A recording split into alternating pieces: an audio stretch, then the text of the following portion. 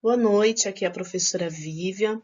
Eu vou ser a professora de biologia de vocês, tá? Biologia, bio significa vida, logia estudo. Então, a biologia seria aí o estudo da vida. Tudo que termina em logia significa estudo, tá ok, pessoal? Então, teologia, Deus, teologia, estudo de Deus, zoologia, zoo animais, zoologia, então, é o estudo dos animais. E nós vamos estar estudando dentro da biologia a ecologia, tá ok? A ecologia, o que ela estuda? A ecologia, esse termo, ele vem, na verdade, do grego, onde a palavra oikos, né, eco, significa casa, e logos, né, que é logia, significa estudo. Então, ao pé da letra, ecologia seria o quê? Seria o estudo da casa. Essa casa, na verdade, é o quê? Essa casa, na verdade, é o meio ambiente. Então, nós vamos estudar o meio ambiente e a interação que os seres vivos estabelecem neste meio ambiente. Essas relações que ocorrem entre os seres vivos, tanto pode ocorrer com seres de uma mesma espécie, como com seres de espécies diferentes. Então, por exemplo, uma capivara se alimentando de plantas, então a capivara é de uma espécie, a planta é de outra, né? Mas aí nós vamos estar tendo aí uma ecologia, nós vamos estar tendo aí a interação, só que de indivíduos de espécies diferentes. Um leão lá na savana africana, caçando e matando a zebra, também é uma relação ecológica que vai acontecer entre indivíduos de espécies diferentes. O leão é de uma espécie e a zebra será de outra espécie. Mas os seres vivos também, eles podem estabelecer relações com os seres da mesma espécie, como acontece, por exemplo, a leoa dando de mamar e cuidando dos filhotes, então aí vai ser uma relação entre indivíduos da mesma espécie. Dois indivíduos brigando, né, para se acasalar com uma fêmea, disputando para poder acasalar com uma fêmea, também é uma relação que vai estar acontecendo aí entre indivíduos da mesma espécie. No meio ambiente, nós vamos ter fatores bióticos e fatores abióticos. Então, os fatores bióticos vão ser formados o quê? Pelos seres vivos, tá? Fatores bióticos, bio-vida, então são fatores vivos. Então, vão ser relações que vão estar acontecendo com os seres vivos. Como até comentei com vocês, as relações podem ser com seres da mesma espécie ou de espécies diferentes. Então, qualquer tipo de relação que ocorra entre um animal e uma planta, entre animais protozoários, bactérias, fungos, porque todos esses indivíduos são seres vivos, plantas, protozoários, bactérias, fungos, nós vamos estar tendo aí um fator biótico. E há também os fatores abióticos. A significa não, bio, vida. Então, fatores abióticos são fatores não vivos. Então, são fatores que estão presentes no meio ambiente, mas que não têm vida. Então, o que seriam aí os fatores abióticos? Por exemplo, a temperatura, a pressão, a umidade, a luz solar, são exemplos aí de fatores abióticos. Então, o jacaré, que sai na parte da manhã e fica exposto um tempo, né, ao sol para pegar a luz solar, os raios solares, isso é um fator abiótico. Um animal que vai até o rio para poder tomar água, tá? Então, por exemplo, uma capivara, né, que vai lá até o rio para se banhar, para tomar água, esse é um fator abiótico. Então, fatores abióticos, né, é a relação que vai acontecer entre um ser vivo com o meio ambiente, com coisas que não têm vida, né? Água, luz solar, temperatura, mas os seres vivos necessitam desses fatores abióticos para poder sobreviver. Então, nós já discutimos aí dois fatores importantes, dois conceitos importantes, que são os fatores bióticos, né, fatores vivos, relação de um ser vivo com outro ser vivo, e fatores abióticos, que é a relação entre um ser vivo com fatores que estão no meio ambiente, mas que não têm vida, mas que nós dependemos deles para sobreviver. E agora eu vou também falar um pouquinho com vocês sobre outros dois conceitos, que é o nicho ecológico e o habitat. O que seria o nicho ecológico? O nicho ecológico, tá, entre aspas, seria como se fosse a profissão de um indivíduo, de um ser vivo. Ou seja, a profissão seria aí o seu dia a dia, tá? O seu cotidiano. Então, o dia a dia, o cotidiano de um determinado ser vivo é o seu nicho ecológico, tá? Então, por exemplo, a quantidade de filhotes que um determinado indivíduo tem, do que ele se alimenta, o que ele faz no seu dia a dia será o seu nicho ecológico. Já o habitat é o endereço de um determinado ser vivo, ou seja, é o local onde um determinado ser vivo pode ser encontrado. Então, por exemplo, um lago, ele pode ser aí o habitat de uma determinada espécie de peixe. A Mata Atlântica é o habitat do mico-leão dourado, né? As florestas da América do Sul são o habitat das capivaras, tá? Então, habitat é o local onde você encontra um determinado ser vivo, é entre aspas como se fosse aí o seu endereço. Diferente do nicho ecológico, que é o dia a dia, o cotidiano daquele indivíduo. Quantos filhotes ele tem,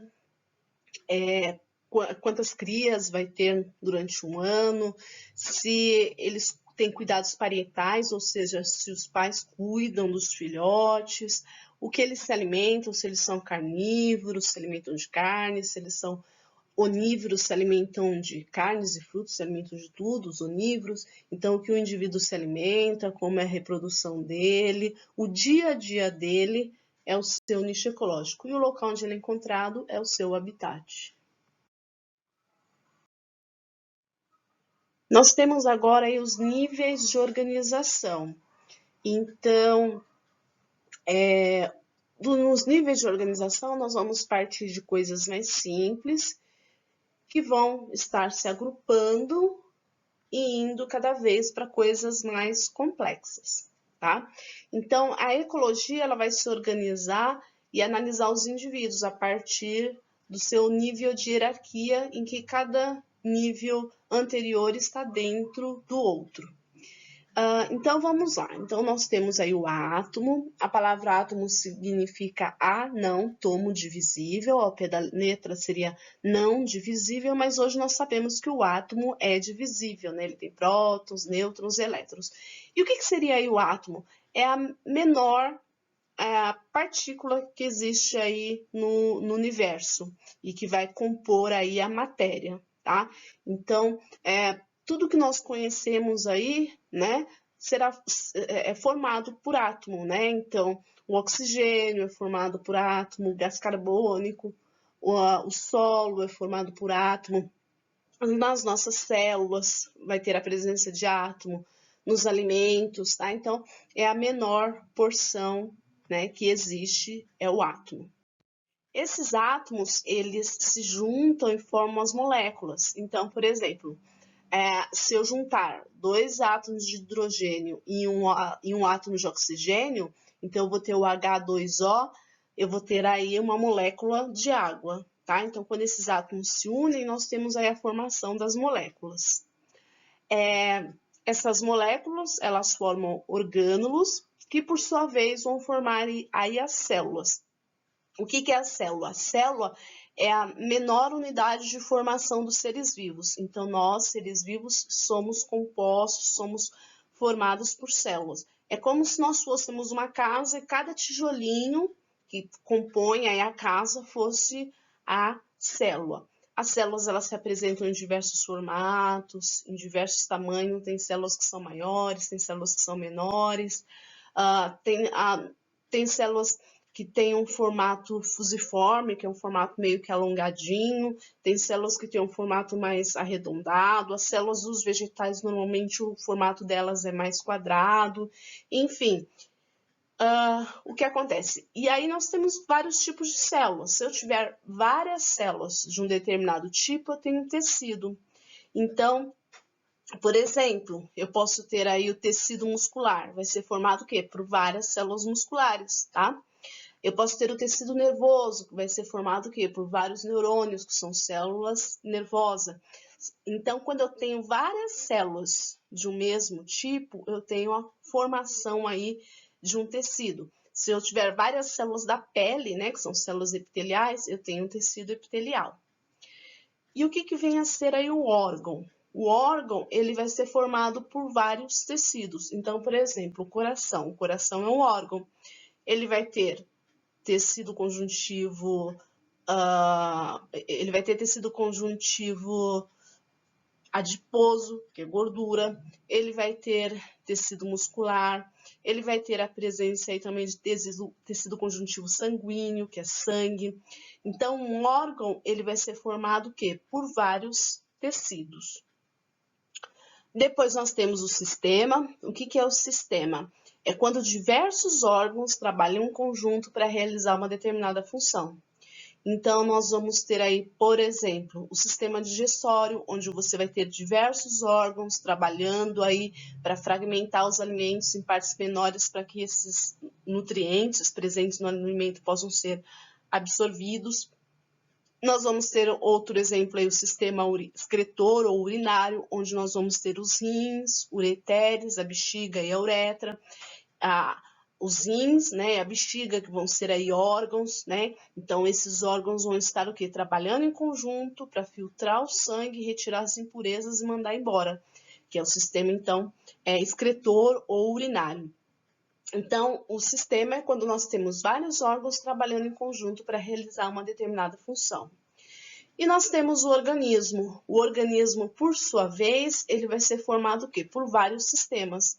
Então, nós, por exemplo, seres humanos, nós vamos ter então o sistema respiratório, o sistema digestório, nós vamos ter o sistema reprodutor, o sistema urinário, o sistema nervoso, o sistema hormonal. Nós vamos ter também o sistema locomotor, né, que é formado pela união do sistema muscular e do sistema esquelético. Então, quando você tem a presença aí de todos os sistemas, você tem a formação aí de um organismo, né, de organismos mais complexos, como nós, seres humanos, né, um cachorro, um gato, enfim. O que é a população? População é quando você tem diversos indivíduos de uma mesma espécie. Então, se eu tiver diversos indivíduos de uma mesma espécie, eu tenho uma população. Então, por exemplo, se no seu bairro aí os cachorros que tem ali no seu bairro compõem a população de caninos.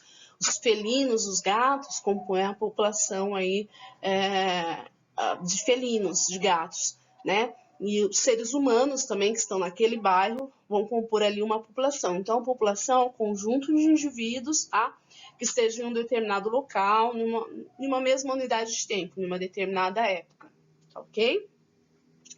Depois nós temos a comunidade. A comunidade ela vai ser formada aí por diversas populações, tá ok?